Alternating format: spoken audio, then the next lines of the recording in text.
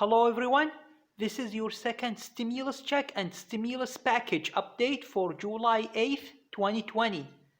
Vice President Mike Pence's Chief of Staff Mark Short said in an interview with Bloomberg Radio yesterday that the White House wants Congress to pass another stimulus package by the first week in August before the August recess.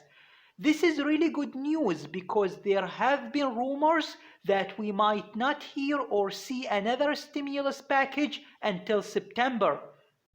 Fortunately though, the White House is pressuring Congress to get their act together as soon as they get back to Washington from vacation. Mark Short also went on to say that he wants the cost of the next stimulus package to be $1 trillion or less. This is interesting because it aligns with Mitch McConnell's estimates of $1 trillion for the next package, but it's half of what President Donald Trump previously suggested. Mark Short mentioned that some of the priorities that the White House is considering at the moment are liability protections, funding for health care, tax incentives, back-to-work bonuses, and presumably there would be also funding for stimulus checks and unemployment pay. Mark Short somewhat implied that unemployment pay would end up being somewhere around $400 to maybe $450 per week instead of $600. He also went on to say that the goal now is to have a bill on the president's desk by August 10th at the very least, but likely by August 3rd.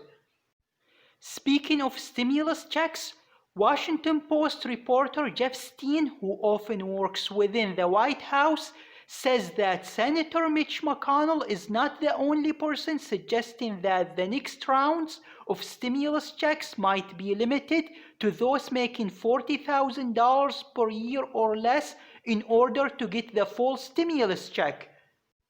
According to Jeff Stein, there is a consensus building amongst Republicans in the Senate that the next stimulus check cutoff will be $40,000 per year for the full stimulus check.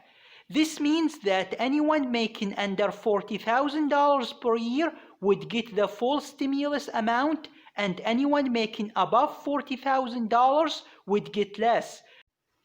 Meanwhile, a group of top US economists just published an open letter on July 7th urging policymakers to use all of the tools at their disposal to avoid a preventable harm to the people and the economy, with recurring direct stimulus payments lasting until the economy recovers.